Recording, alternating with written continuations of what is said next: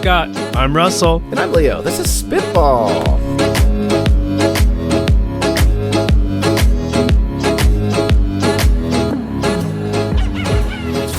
Welcome to Spitball. We're three modem mystics and a guest empty our heads of startup and tech product ideas that we have stuck up in there so you can all have them for free. Anything that we say is yours to keep, and this week I am delighted to be welcoming our guest. Today we have John joining us. John is a lot of things. John is a radiologist and a licensed pilot. VFR and IFR? Yes. Both? Yes. Yes. Kombucha business owner, D&D enthusiast, 3D printing enthusiast, avid outdoorsman, hockey player, all-around enthusiast of nerd culture. John, welcome to Spitball. Oh, thanks. It's a pleasure to be here. Thank you for having me. We're so excited to have you. This is going to be a good time. John, among other things, you are a pilot, and you have flown across state lines to come visit me and my family before. So for this week, I wrote a game that I'm going to be calling Plain Nonsense. In Plain Nonsense, it's very simple. I have... Humanity took a while to settle on the ideal form factor for planes and other flying machines. And for this week, I have a list of all kinds of wacky Wikipedia flying machines, and then a couple that I made up that I peppered in. So I not only have descriptions to read you, but I also am going to be sharing photos with you, which I'm very excited about. So if you're listening on your podcast app, look at the chapter markers, and we're going to start, as always, as we do with our guest, John. Oh, boy. John, I have to tell you about the Caproni CA-60 Transaereo. This is an Italian plane in 1921 that was a flying boat with a 100-passenger capacity, 8 engines, and 9 wings. Is this a real plane, or is this a thing that I AI'd up? Oh, boy. I'm going to think you think this one up. It looks like something that somebody might have tried, but I don't think so. It's a real thing. Oh, my God. It's the cruise ships of planes. Yes. It flew wings. once. I'm like, what could That's a lot. It boy. flew once, and then it crashed on the second flight and never flew again. But their dream was to make it transatlantic. That's right. That actually checks out then. Yeah. It looks like one of those many failed submarine, attempts. Yeah, We made it to the Titanic once. Like, great, let's fill it with people now and try it again. right. Exactly. Scott, I am excited to tell you about the Goodyear Inflatoplane, a 1956 standard-looking fixed-wing propeller plane made entirely out of inflatable fabric. Real or made up? That looks like an inflatable plane, and that definitely is made up. There is no way. That is a real photo of a real plane that I got from Wikipedia. There were 12 prototypes made between 1955 and 1962. Isn't that awesome? Fit in a suitcase or something? That's crazy. Yeah, my checked luggage is another plane. With my kayak. Russell, I want to tell you about the Vought V153 Flying Pancake. This is a 1942 all-wing designed plane built for World War II. Real or made up? That can't be real. That can't be real. That is a real plane. No. That was made for 19... No way. That's by the British. That's right. That one I recognize. You recognize it? Yeah, I do. I love how we go How does the from landing gear? we Yeah, need as many it wings worked. as possible with John's, and now it's just like, no, we just need all wing. That is all we're looking for now. More wing. Just one More cowbell. We need more wing.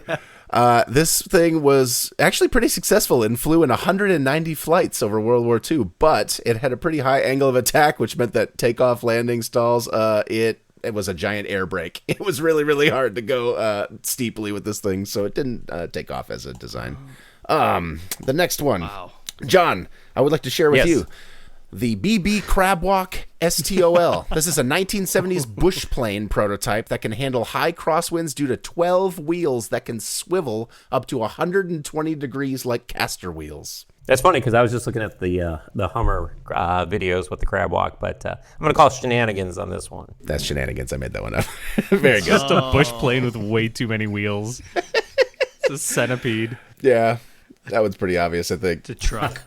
Scott, the Convair XFY Pogo, a short and stout propeller plane from the Cold War era that had tail, 2 wings, and then another tail to form an equilateral X, and it took off vertically like a rocket. Real or made I was up? gonna ask, The X-wing? like the wing is it's just an X-wing. The wing's coming out of the bottom of it. A plus wing. A plus wing. I'm gonna say bullshit on this. How do you even get inside that thing? That's a real one. No kidding. It was around the same time in the Cold War that we were working on jets, and they decided jets are better.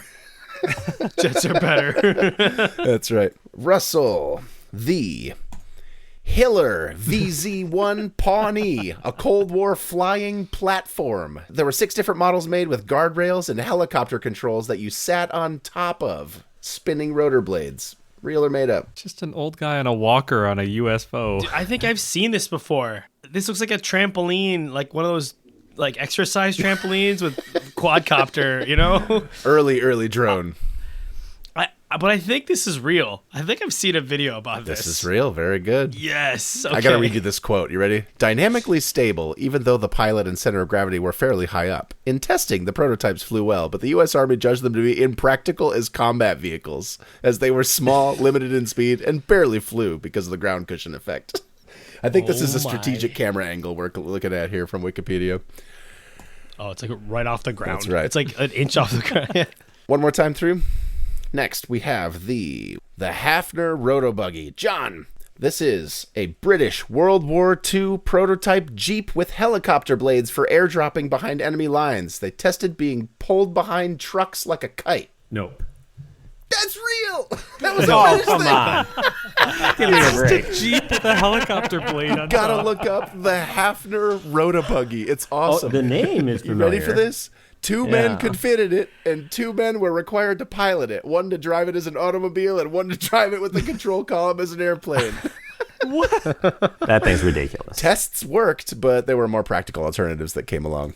Wow. So they discontinued it. Scott, the Clam Clipper. The SJ-11 Clam Clipper, a 1940s flat fuselage plane that can open along a horizontal seam, creating a giant air brake for short or damaged runways. Well, there's absolutely no way this is real. There's, don't like my look name? at that little... the back wheel is like floating in the air. I know, it's fake. It's just I made like, it up. let's There you take a go. plane and let's make it fat. That's what this is. Clam Clipper? That's just like the Clam greatest Clipper. name ever. It's extra. And then lastly, Russell, the Stipa-Caproni, a 1932 giant wooden barrel tube with an airplane fuselage inside the tube and a, quote, intubed propeller. Real or made up? Oh my. Looks like it might work because that's what modern planes look like, maybe. So Is it? I'm gonna say yeah. Is that what modern planes look like? like the two on the This is side of those planes? Literally a you know? cannoli with a propeller, dude. This is an Italian plane. It is Italian, and you Yeah, are I can correct. tell. Very good. It's your people. It's Italian. You are right. That is a real one. The Bernoulli's principle made the aircraft's propeller way quieter and more efficient, but it had a low top speed of only like 81 miles an hour and 131 kilometers an hour, so it didn't do very well, but cool idea in principle. Russell, I think you got all 3 right. Am I right? I think you might have. Wow. Congratulations. I'm going to call you our Nice. winner this week because I'm not keeping track very closely. You did it. Great work. Would you like to pick who goes great. first? Of course, that's what we do every week here, right? That's right. We're so consistent. Who wants to go first? I'm gonna give it to Scotty. Do it. Scott, go first. What do you Yeah. got for us? All right. This idea came from earlier today when I was trying to Google something that I wanted and realized it didn't exist. I almost texted Leo and be like, you must know of this. Okay, there's a million streaming platforms right now, but I'm only watching one show at a time. I just feel like that's true with most people. All I want is a simple website that I can just toggle on and off. Hey, I'm watching this. This is on Paramount Plus. I want to toggle on Paramount Plus.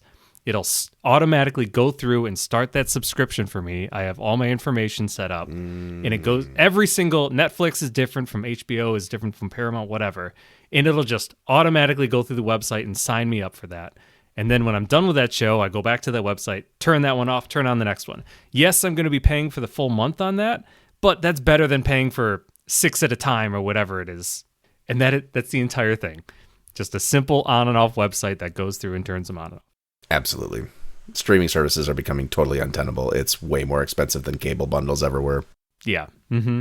I hear a lot. I'm not a big football fan, but I know that it's an absolute pain to watch football games because they're on like 20 different services. I want the same thing. I just turn it on just for this game, turn it off, turn it on just for this game.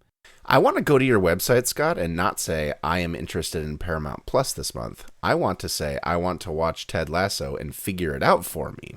I want this thing to be Ooh, a I like watch that. list system where like it's in the background Maybe it's even the app on the TV too, like loading up whatever BS service I need to be subscribed to. Oh, I have to have Peacock for that? I don't want to know that I have Peacock right now.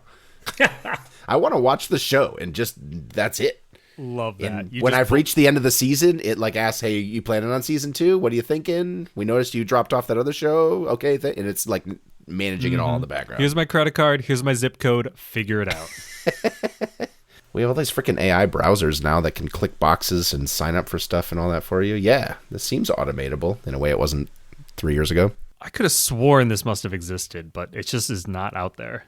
I would pay money for this service because you would save money for this. Like, even if it was just a regular human being, it doesn't need to be automated. Like, neighbor. Uncle Mikey's subscription management system. Yep. Like, listen, I just bought a subscription, bud. Like, can you turn this off after a little bit? Yeah, absolutely, man. Oh, I actually like that. End of the month, I got you. Like, it finds the absolute limits of how many accounts you can share. Like, I know, like, oh, jeez, Paramount locks you down, but HBO doesn't give a shit. And they're just like, yeah, you can have as many people on this as you want. So we just max it out, trying to save everyone money. money. 5 strangers that are just coordinating on one account on the back end.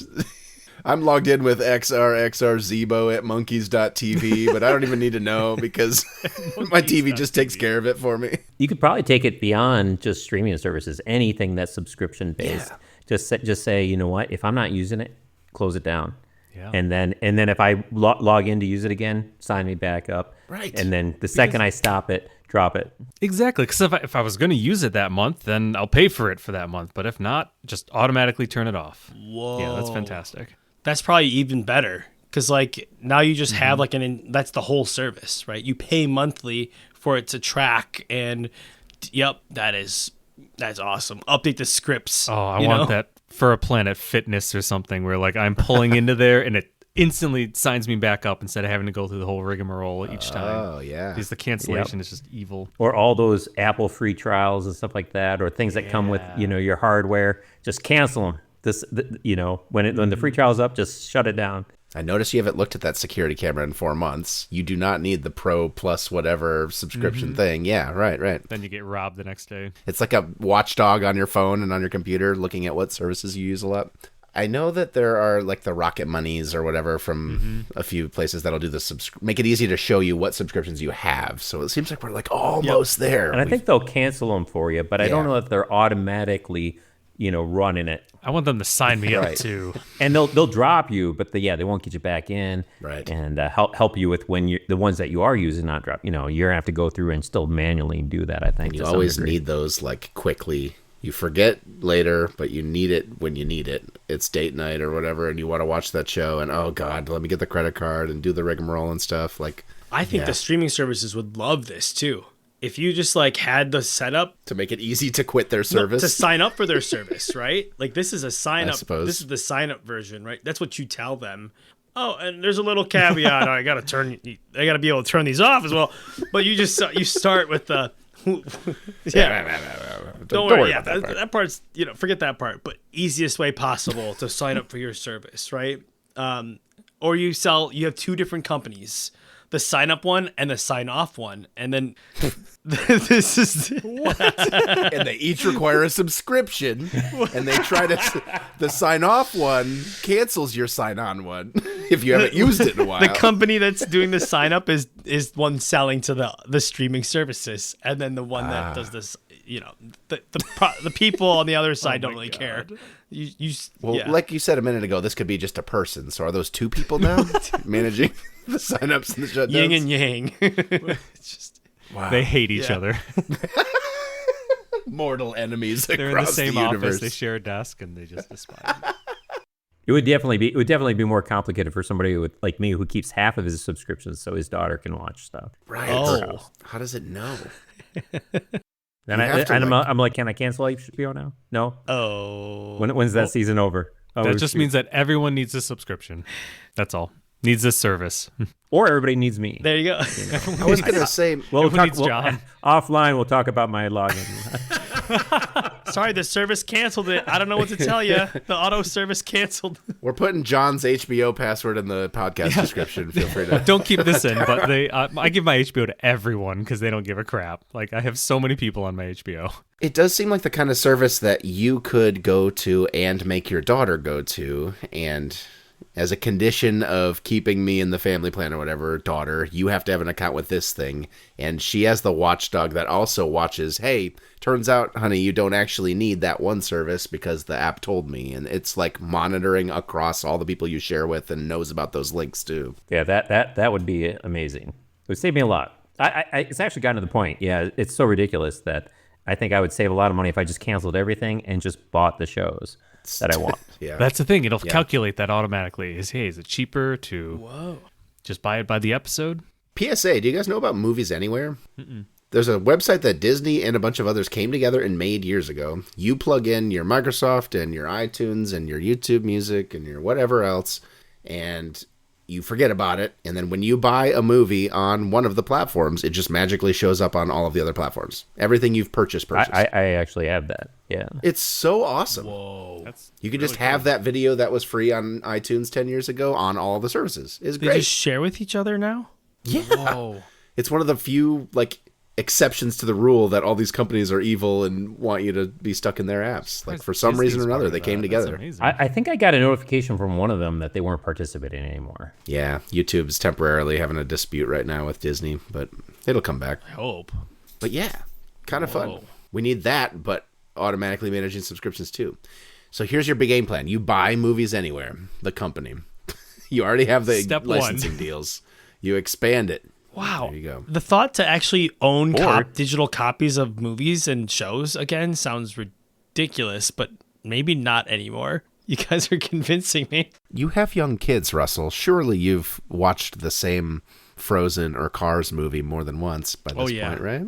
Right. And why am I paying for this Cancel the subscription and buy 3 to watch movies? the same shows over again, right? What am I doing, right? It's like... The Office again, huh, Russell? Okay, why don't you just buy The Office? Right. Like, Carrie watches 3 shows, maybe 4 on rotation. Like... Yep. And they're all 4 different services. We own the digital course. versions, or not digital, like the physical copies of it. I bet, but like, I don't know. Now I'm questioning everything. Sounds like you want to get a Plex server going, is what you Right. want.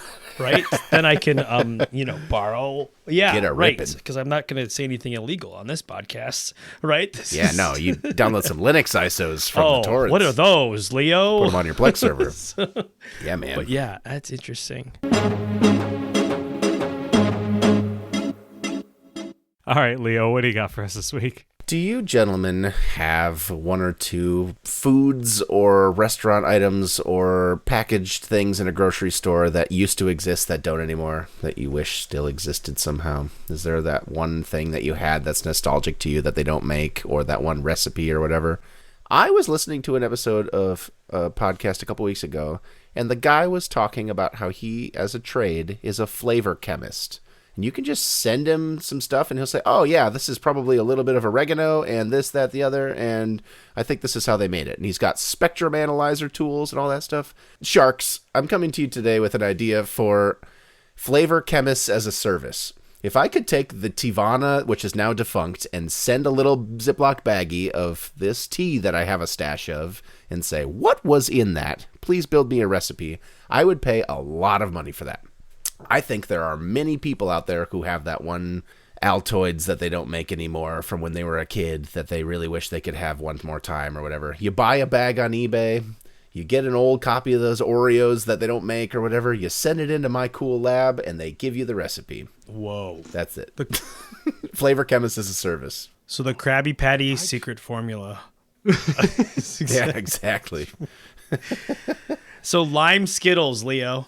They used to be, I think it's now green apple. They did change it back, but I Did know they what change you're it talking back? about. Good. The green apple were not as good. Okay, good.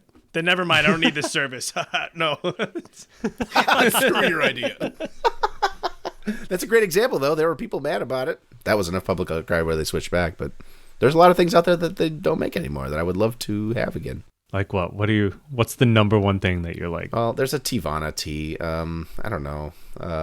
I should have had more examples as I was going into this. Let's see. What happens, like, for the lime Skittles on there? if they weren't, let's say I want the green apple Skittles back because they don't make those anymore. What do I get back from the service? This is just like, here's the 36 There's 900 chemicals. Yeah, I know, exactly. I put them all together and I get like this gelatinous blob, but it tastes exactly like green apple Skittles. Yeah, right. Where am I supposed to get malodextrophosphus or whatever? Yeah. Ooh, then you have another service that can put all those together for you. I think as part of this, they could include some, like, you put it in an air fryer and you dehydrate it, and then you take it to the freezer that you have and crank it extra low or whatever. You could probably get some.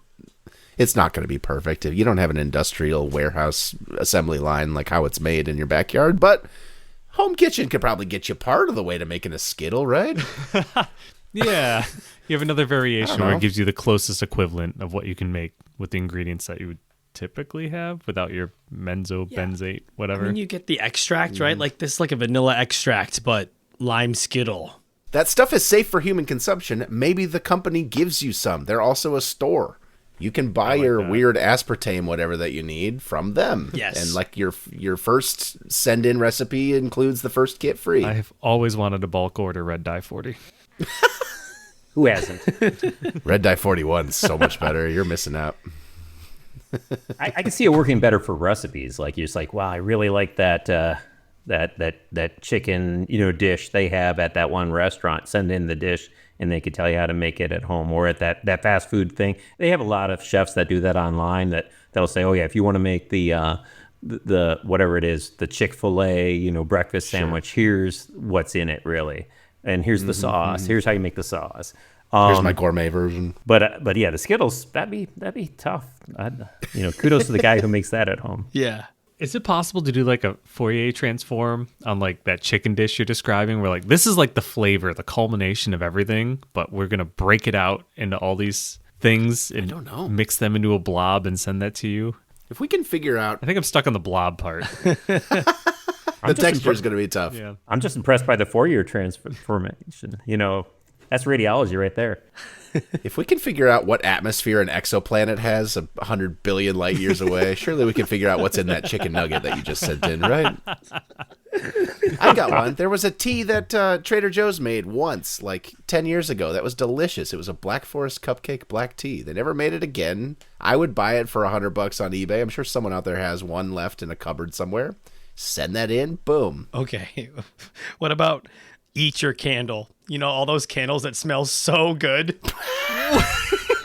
You turn it into something you can eat. Oh, there you go. Tropical paradise candle. Eatyourcandle.com. You know what? Along those lines, if they could make coffee that tastes like it smells the beans, that would be amazing. I want a chemist to figure that one out. I would like to eat a tropical luau, please. Russell, that's an amazing idea. I don't know. Every time I smell the beans, I'm like, it never tastes this good. Never does. I would eat that all day. That should be a chemistry problem. Let's call that guy up, right? Let's call him up. Solve this, right? Now I'm just thinking of all the things I want to eat but can't. Like this goes like back to the whole Tide Pod thing. Like, what would that taste like? But if it was edible good, Tide Pods. If it looks like if it tastes like how it looks, tastes how it looks. Yeah. You see something that just that's looks definitely delicious. More art. That's more interpretive. I bet you I could come up with a flavor you guys bake. Yeah, that's Tide Pod. That's Tide Pod. It's just a Tide Pod. Oh yeah. Russell, what do you got for us this week? All right, so this one's been in the hopper for quite some time, but I guess I didn't pitch it before.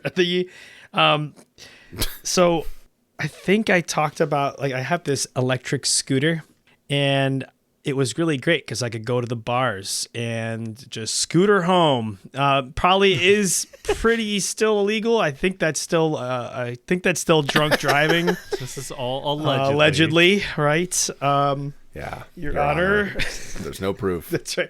But I think what I'm suggesting is it'd be nice if I could drive there and then Uber home, but not leave my car there. I'll be fine in the morning. I just don't want to go pick up my car, deal with all of that noise. So why don't we just start hooking up tow hitches to trucks, and Ubers and say, hey, I'll pay an extra $25 if you tow my car, right? This is from a $10 Uber to now a $40 Uber ride. But man, it is worth every penny, because now I can have the 5 more drinks. Let's say if I want to have 5, this was back in the day when I could have 5 more, and then just be able to get myself and my car towed home. These tow hitches are cheap. Oh, I love It's like you can add them onto existing tow hitches. It's not a lot, and it's not like you're trying to hook up a chain and all that. It's like 2 miles. You put a limit on it or something, and you're good. Russell, you could do without the tow hitch. Just have normal Uber, but you just have one extra guy in the car who just hops out and drives your car home along with you. That's what I was then thinking. the Uber guy follows you, picks him back Uber, up. Uber X, Uber Black, Uber plus another guy. Yeah, exactly. Uber plus another guy. That's the website. I mean, that's a real thing, though. Yeah. I mean, Yeah. people having to go back and pick up their car, especially if it's far away. That's a real Right. pain. Yeah. So, I like that. Some way to get that car home, whether it be by tow, flatbed, or an extra driver. Mm-hmm. Maybe they just have a Uber bus service that drops off all the guys that'll drive you home in your own car. Oh, that's true. The bus just pulls up to the bar. Oh, it's just making the loop. A bus full of people. You got him. You got them. That are our drivers. Yep. Just and then take they them all home, just take Uber them home when they're done. and they could. Well, the bus will just come and get them. Oh, yeah. The bus is an Uber for Ubers. Uber for Uber. The Uber. That's right. That's great, because like at last call, right? Or like when all the bars close, you just have the buses come and just start releasing all the people to drive them. What do you do? I'm a Uber driver. Uber squared. Uber duper. Yeah.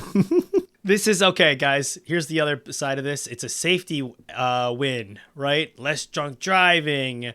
Bartenders don't have to feel as nervous about over serving, or less drunk drivers on the road, right? Like, you get the city government to sponsor this program. All right, this is where we start going. Make it municipal. I love that. Incentivize. That's right. Do you? Extra drinking. We will pay you to drink more. Love your government. All right. The angle's got to be a little different, right? It's Sponsored by Budweiser. Yeah, right. but yeah, it's a safety issue. That's great, right? Russell. Yeah. You could definitely get other people to pay for this, whoever it is. It's either the bar, it's their city, township, whatever. I know in some places they have state laws on the West Coast, for example, where to drive Uber it has to be an electric vehicle. It has to be a Prius. It's got to, yeah. Wow. I wonder how many, like, what the stat breakdown is of the Uber and Lyft apps for what kind of cars there are. Are there a lot of, like, towing capable tow package Uber drivers out there who are Not ready yet. to be called up here in the Midwest? I don't think anyone's ever Googled tow package for Prius before, but that would be interesting. That's, yeah. I feel like most Ubers I've been in have not been towing capable. So this would be a supply and demand problem at first. Right. Maybe more trucks would get sold, and you'd see more truck Ubers, right? I mean, they have like an Uber XL, don't they, with the big vehicles? Like a I think they SUV, do. yeah. Sure. Yeah, so you just add Uber tow or drunk towing, right? Uber tow. Yeah. Uber tow. Your Uber tow is showing. Uber tow. It's the Midwest. We have all these snowplow trucks that are just kind of sitting there during the summertime. Like, just they all have tow hitches. There was one time I rescued some surgical techs from a hotel bar and got them to the hospital in the middle of the night. No, they weren't in the bar. They were coming from the hotel. I was in the bar. So, well, so they weren't drinking. Anyways, but it was like big snowstorm and everything snowed in and nobody could get in and out of this parking lot. And I'm there with my pickup truck and I had remote started it from inside. I had no idea what was going on. So they're standing by my pickup truck when I get out there. Like, is this your truck? I'm like, yeah. They're like, can you take us to the hospital? We're supposed to be in there working. They called us in because nobody else could make it in. And I'm like, I can try.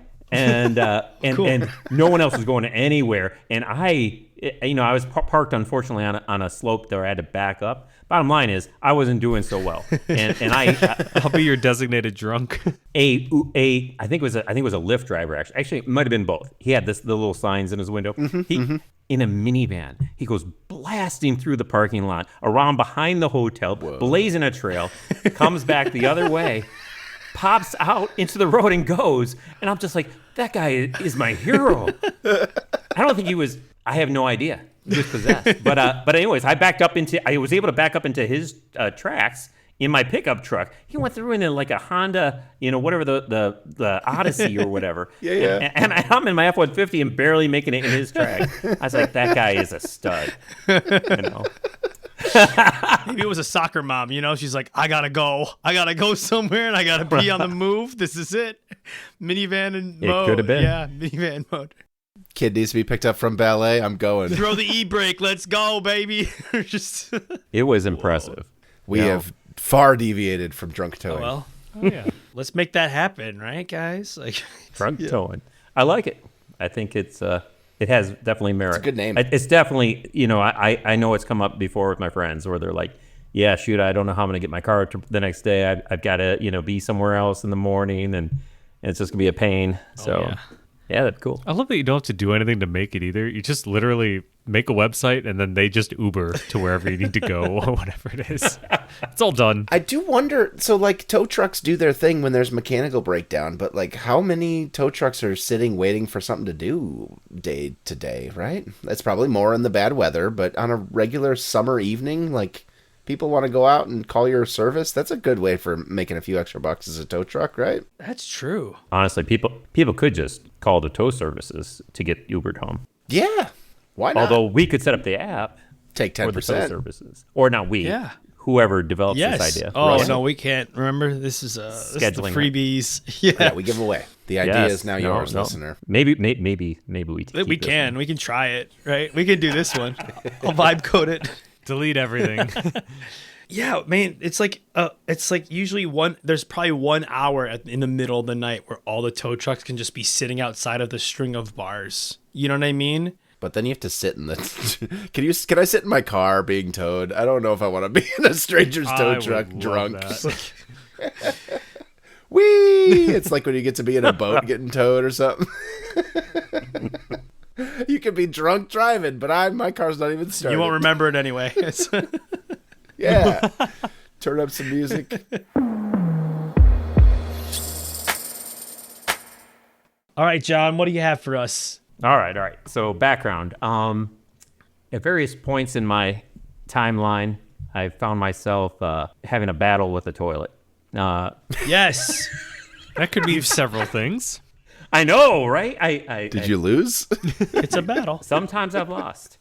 No, so for various reasons, I found myself in situations where I'm regularly having to plunge a toilet, amongst other issues, but plunging for sure. Like when I was working at a camp as a maintenance guy, and then later as a counselor, I was, a little type A kid growing up and didn't get enough fiber, and so I had my own problem growing up for a little while there. A little too much toilet paper, not enough flushes, you know what I mean? But anyways, and I was just like, you know what? In this day and age, the modern world, we shouldn't have to plunge toilets. First and foremost, that's the first part of this idea. And then I was thinking, you know what? Actually, the toilet it's a brilliant idea. The design is great for like the 1800s, but it's been a long time since anybody's really updated it. Sure, we got these seats that will clean your backside and maybe light up at night when you walk by, but I want like a really smart toilet that does a lot of things for me. So that's what I came up with, and I think in some ways some of these things exist out there, but I'm not sure that the whole package does, and I'm not sure what exists out there. Maybe some of this is out there. So here's my idea. First of all, you have something that breaks up big loads and sends them through, and maybe we don't need that elbow anymore. Now, Yes. The elbows are mainly to keep like the swamp gas out of your house, but maybe we can do it with valves. Or some kind of flapper mechanism or something. Right. We can, again, it's not for us to design. This is for you, the inventor out there. The engineers will to figure this out. Yep. But yes, have like a garbage disposal down there. Just send that stuff through so it's not going to get That's stuck what I was anywhere. going to say. Or jets. have jets that are just blasting this thing. Yeah. I've got a couple names for this idea, and that gets into one of the names. But then here's the thing. I mean, so we're already processing all this stuff. It's like, maybe we could be testing it. Maybe we find out this, we could do fecal analysis. We could find out, hey, maybe this guy's got colon cancer. There's a little blood in there. Or he's peeing and there's a little blood in there. That means different things. Or protein in the urine. Or, hey, wait a minute, there's a little glucose in your urine. That we can detect early onset type 1 diabetes before they go into a crisis. Can we do that? Maybe get your floral in that. Yeah. Basically it'd be like Theranos for poop, but like not a scam. But not a scam. Please name the episode that Theranos for poop. Poopanos. All right, I'm opening the spreadsheet again and renaming from smarter toilets to Theranos for poop. We won't call it Theranos for poop though. So I got a couple good ideas. So it's a really smart toilet. So it could be the I.B.M. or because of the jets and stuff like that, we'll call it the Turd Buster 2000, the TB2K. Excellent. Yeah. So that's kind of what I'm going with, and like the sky's the limit. You could be running all kinds of things, and with AI looking at your poop, who knows what it'll come up with. But yeah, that's my idea. True. I'm delighted to inform you that the urine analysis that you add to a toilet does exist. Withings has one as of last year, but everything else, garbage disposal, makes a lot of sense. Yes. Yeah.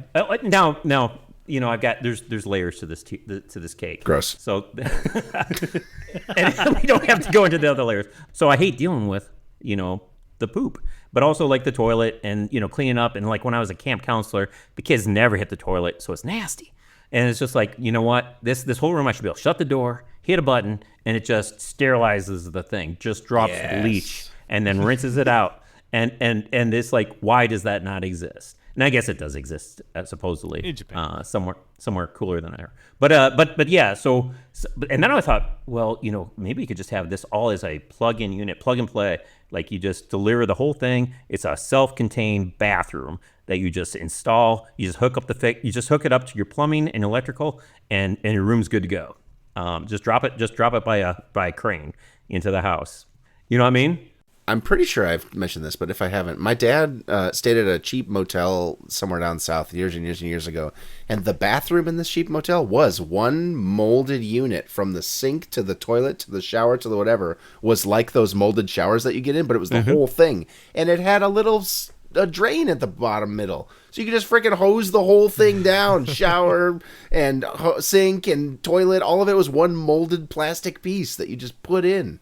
I want that in my I might not be the house. first to that idea, but It's so I good. think I would incorporate it. For homes. But most importantly, like grind the poop up, get it out of there. Yes. Don't let it get stuck. Anyway, I don't want it to get stuck in the elbow. I don't want to get it stuck down the pipe. I don't want anybody ever be trying to bust that up. Yes. It should be busted. I love the idea of just having a pressure washer in my toilet it's just water. That's all a pressure washer is, right? So it's just a little more force. Shut the lid. Have that 30 gallons Right, per flush. like a different lid even. There's no reason. Yeah. This could be the lid. Yeah. Oh yeah, there you could go. just turn the lid. You buy a special lid. It suctions onto the top, and then it just power shoots. Yes, and then just like all the water pressure that you have because you attach another hose to it, which is easy, right? Just shoots it down, right? Just like I like that. They actually have something like that for plugged sinks. That it blows up a balloon in your sink, and then it shoots water through the center of the balloon, and so it creates the seal, and then the water pressure pushes the plug through. whoa, okay. So, but again, I don't want to be bringing a hose into my toilet and dealing with that nasty. Yeah. I just That's want it temporary. to work. But if your seat did it, that's cool. If it somehow actually creates a seal and then pressurizes the thing, it wouldn't even have to be water. You could just have like a air tank. Yeah, compressed air. You could just blow that thing through. Right, just You better have good plumbing. oh yeah. And the poor guy working the sewers that day. Not good. But no, true. I think that's it. They do make a toilet plunger that seals to the rim of the bowl itself, and then Ooh, that's a it good does the idea. pressure thing. Yeah, where you kind of push on the whole thing, and it acts like a big. airbag almost that you're pumping. So build that in. Build that into the seat is so good. Because again, I don't want to deal with a nasty plunge. 100%. Yeah. I love that. You also said why, like, we could just get rid of the trap, right? The P trap, right? Yeah. Like, why even have that? That's like also the cause of problems. It is. I mean, you're trying to take a cylindrical structure and move it through a S-turn. Right. It's kind of the square peg in a round hole thing. And so, Something like that. I mean, so here's the thing. That's the way your that's the way your sigmoid colon is. That's why they call it the sigmoid colon, because it's like an S. But when you poop, the muscles of your intestines, they will pull things straight and create a straight shot out. And I mean, that would be hard to do mechanically with a toilet. So you just keep it straight. Yeah. But the only question is then, there's two things. I don't think anybody uses it for finding their rings or whatever that drop down the toilet. At that point, it's gone because the poo's pushing it through. But people do use it so that you don't get that gas. Right. So you just need something, and a water seal is a great solution for that. But something to seal it. Yeah. Trap door. I mean, right? I don't know. Just even if it was just trap door. Trapdoors are kind of how the incinerating toilet things work for like campers and stuff, right? Like the sawdust ones. I think don't know. that is a thing, but they're not water. Yeah, yes. We have so many competing ideas out there, but we've never put them together to one good one. Yeah, man. Even the test, right? Just like it does feel like I don't know, some of that stuff. It feels like we're in ancient technology. Like as a millennial, right? We should be past the points. I'm entitled to the best toilet technology that we can. The minor inconveniences of life, it's not even minor anymore. Like they're just real. They're just like the inconvenience. The first world problem is now the problem. But like, this is like, I don't know. I've had some like there have been some toilet problems and you're just like, I hate to be the guy that's always having to do it. Like I'm always the dude, right? I don't know. It just feels like that. But yeah, it's a dirty job. It is. And, it feels like technology could be the solution on that one, that we don't need to be living in the dark ages. Yeah. No pun intended there. John. We've been living in the world where water toilets are a thing. Why don't we do fire toilets? Like, why can't it just be fire toilets? No. Well, they do have incinerating toilets, right? Let's just do that. That's a real thing? I thought you were making that up. Just burn through like propane on every flush or what do you mean? It's just fuel. I think they're electric, maybe even. You don't have to light a candle after. You cook the poop. They turn it to ash. Nah, you get the poop fan, and it burns outside. You can vent the gases just like anything. Right. It shouldn't like smell your furnace because vents. it's burning. You're burning all the bad smell. You've never burned hair before, have you? Things that burn don't stink. We all know this. Are we burning off the methane? Aren't we burning? You gotta burn it completely. Burning something. You burn it enough, yes. Okay. Then you just have Charcoal. Then you just have CO2. Okay. Partially burned poop, probably not great. If you burn poop, it doesn't try, stink though. because you burned it. No, they have composting toilets, but they also have incinerating toilets. Composting. That's what I was thinking of earlier that I didn't say right. Yeah, there's all kinds of things, but yeah, nothing But as nothing far for as the I know home. that just disintegrates it, pushes it through. Make sure whether it's a blade spinning in there, it chops it up. But yeah, or a combination. Because probably there's sometimes where like even the turd buster ain't breaking it up, and then you need a little force. That's right. Not even the poop knife. The poop knife. Not even the poop knife. That was the first thing I thought of when you said this idea, like an auto poop knife that just comes down. Guys, I'm Honey, I built this really cool new invention. You gotta come see it. We burn poop to keep it moving. Well, dear listener, if you have us on in the can, as so many of you do while you're working on your morning project, thank you very much for listening today, and we hope you enjoyed yourself. And thank you very much, John, for joining us. This was delightful. Thanks for having me. It's been a pleasure. Our website is spitball.show. There you can find links to our YouTube channel, other social media. Hey, if you have an idea, record your pitch in a voice memo on your phone. Send it over to podcast@spitball.show, and we might discuss it on the show. That's also how you can follow us in the Fediverse, such as Mastodon. We are podcast@spitball.show and on Blue Sky at spitball.show. Our subreddit is r/spitballshow. Our intro-outro music is Swingers by Bonkers Beat Club. Please, if you wouldn't mind, that one coworker who has been gone for 48 minutes on their 10-minute break, and you know that they weren't in there, they were just on their phone, send them a link to this show. We'd love to have them as a listener. And please leave us a review, Apple Podcasts, Spotify, whatever it is that you listen on. That is the best way for people to find out about the show. New episodes coming out in 2 weeks. We will see you then.